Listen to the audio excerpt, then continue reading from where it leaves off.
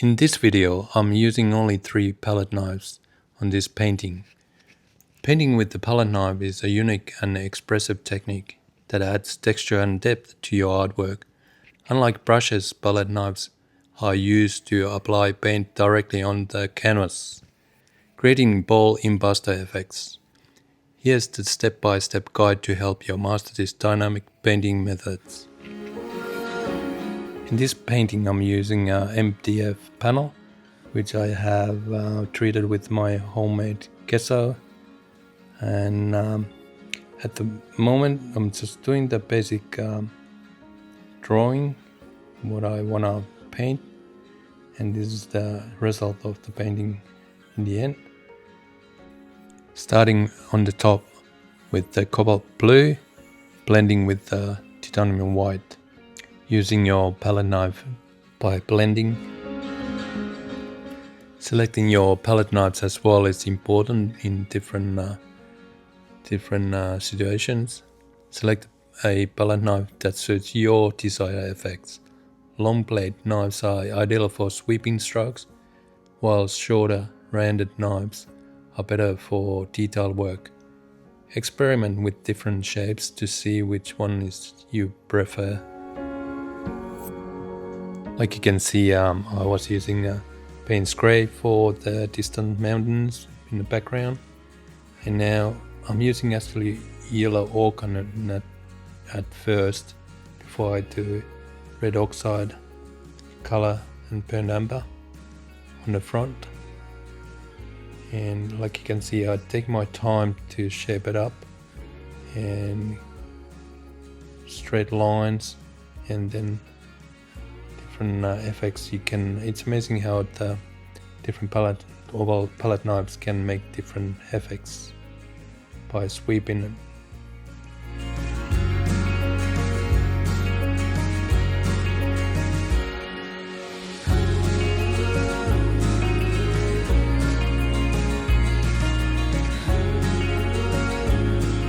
You can see how I do the stage by stage, from the sky first, and then the background mountains, and then the front mountains with the fields, and now the middle field.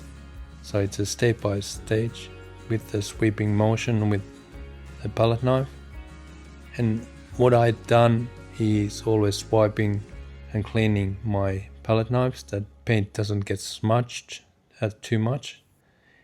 This one, what I'm doing now on the painting, I wanted to get it yellow and then top it up what colors I want on the top, but gently you top it up, not pushing it too much, because then it will get mixed up with the underpainting unless you want it.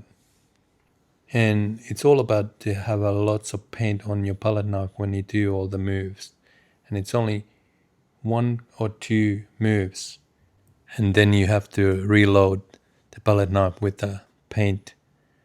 And then don't forget to clean your palette knife if you change your colors, because otherwise it's gonna go all messy.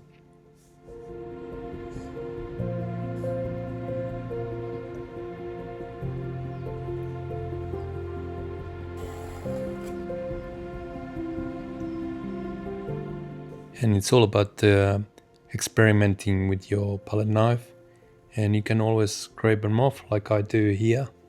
If you make a mistake, you just scrape them off and add some color, reloading your palette knife with a new fresh color and just top it up.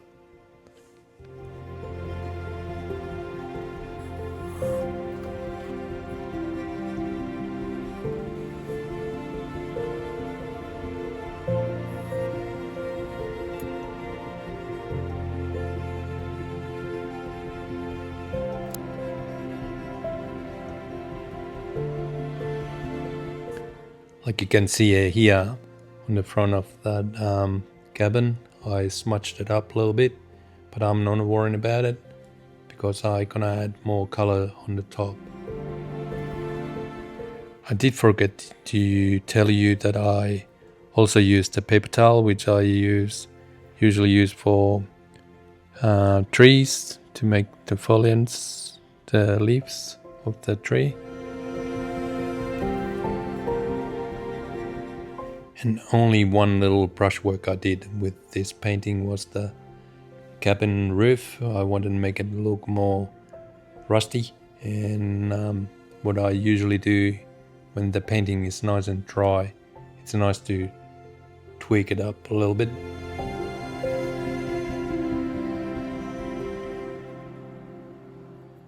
And here I'm just fixing up my smudge area, which was the whole the plan as well anyway, to add up a little bit more orange color. I tried different things here, but it wasn't working very well, so I just blended it up a little bit and finish it with picket fence. And palette knife is a great tool for that because it does the straight lines.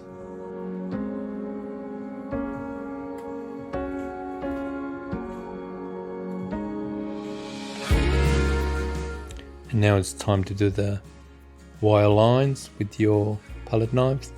Because it's a fresh paint, it's easy to do. And it doesn't have to be a straight because it looks more natural when you do it by hand without any help of the straight line.